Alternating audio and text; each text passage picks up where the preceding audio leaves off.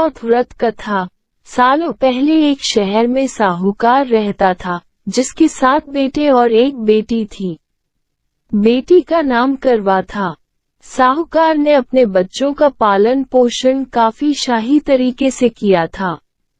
सभी भाई अपनी इकलौती बहन को बहुत मानते और उस पर अपनी जान छिड़कते थे। उन्होंने उसकी शादी एक अमीर साहूकार के साथ एकदम शाही तरीके से की। एक दिन करवा ससुराल से अपने मायके आई। सभी भाइयों ने उसका जोरदार स्वागत किया। उन्होंने पहले अपनी बहन को खाना खिलाया और फिर खुद खाया। इसके बाद सभी एक साथ बैठकर बचपन की यादें साझा करने लगे। इसी तरह कुछ दिन बीतते चले गए। एक दिन शाम को जब करवा के 7 भाई अपने काम से घर लौटे, तो उन्होंने देखा कि उनकी बहन काफी उदास होकर बाहर बैठी थी। अपनी बहन करवा को उदास देखकर सभी भाई चिंतित हो गए। वो तुरंत उसके पास गए और उदासी का कारण पूछने लगे। इस पर करवा ने बताया कि उसने अपने पति के लिए करवा चौथ का उपवास रखा है और चांद के इंतजार में सुबह से ही भूखी प्यासी है। जैसे ही चांद निकलेगा वो उसे देखकर अपना उपवास तोड़ेगी। ये सुनकर भाइयों का भी मन उदास हो गया। वो सभी करवा के इस कष्ट को नहीं देख पाए, खासकर उसका सबसे छोटा भाई, जिसे करवा से सबसे अधिक स्नेह था। बहन को भूखा प्यासा देखकर सभी भाई कुछ ऐसा उपाय सोचने लगे जिससे वो अपनी बहन का कष्ट दूर कर सके। तभी उन्हें एक तरकीब सूझी।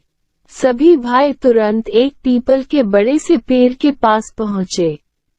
उनमें से सबसे छोटा भाई एक जलता हुआ दीपक लेकर उस पेड़ पर चढ़ गया और उसे एक छलनी में रखकर वहीं छोड़ दिया। इसके बाद पूरे गांव में हल्ला हो गया कि चांद निकल आया। करवा भी उस जलते दीपक को चांद समझ बैठी और जल्दी से पूजा पूरी कर अपना उपवास खत्म करने के लिए बैठ गई। जैसे ही उसने खाने का पहला निवाला उठाया, उसकी नजर भोजन में पड़े बाल पर पड़ी। उसने तुरंत उस निवाले को अपने प्लेट से निकालकर दूसरी तरफ रख दिया। इसके बाद उसने दूसरा निवाला अपने मुंह में डाला। तभी उसके दांतों में एक कण आ फंसा। उसने झटपट उस निवाले को भी प्लेट से हटा दिया। इसके बाद उसने तीसरा निवाला अपने मुंह में रखा कि तभी उसे एक बुरी खबर मिली। करवा को पता चला कि उसके पति की मृत्यु हो गई। ये सुनते ही करवा पूरी तरह से टूट गई और जोर जोर से रोने लगी। कुछ समय बीतने के बाद उसे अपने पति की मृत्यु की सच्चाई का पता चला। उसे जानकारी मिली कि उसके भाइयों के कारण उसने दीपक को चांद समझ लिया था और अपना उपवास खत्म किया था। इस वजह से देवता नाराज हो गए और उसके पति को मृत्यु दंड की सजा सुनाई। सच्चाई का पता चलने के बाद करवा ने अपने पति का अंतिम संस्कार नहीं करने का प्रण लिया। देखते देखते 1 साल बीत गए।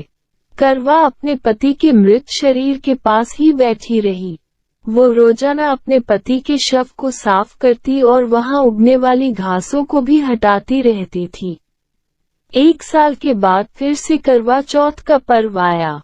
हमेशा की तरह सभी महिलाएं इस व्रत को करने के लिए एक साथ जुटी। इसमें उसकी 7 भाभी भी थीं। शाम के समय पूजा समाप्त करने के बाद जब करवा की सभी भाभी उसके पास पहुंची, तो उन्होंने करवा को आशीर्वाद मांगने को कहा। इस पर करवा ने सभी से एक एक करके अपने पति को जीवित करने का वरदान मांगा। करवा की यह मांग उसकी भाभी पूरी नहीं कर सकती थी। उन्होंने करवा को समझाया भी, लेकिन वो नहीं मानी।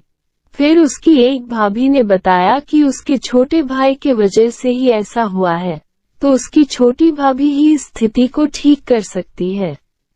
ये सुनकर करवा अपनी छोटी भाभी के पास गई और उनके पैर पकड़कर अपने पति को जीवित करने का आशीर्वाद मांगने लगी। पहले तो उसकी छोटी भाभी ने बहुत टाला, लेकिन अंत में उसकी छोटी भाभी ने अपनी तर्जनी उंगली को काटकर उसमें से अमृत की एक बूंद करवा के मृत पति के ऊपर डाल दी। जैसे ही अमृत की बूंद उसके ऊपर गिरी वो जिंदा हो गया और जय श्री गणेश के नारे लगाने पड़े। इस घटना के बाद से ऐसी मान्यता है कि करवा चौथ का व्रत करने से गौरी शंकर खुश होते हैं और महिलाओं के सुहाग की रक्षा का वरदान देते हैं।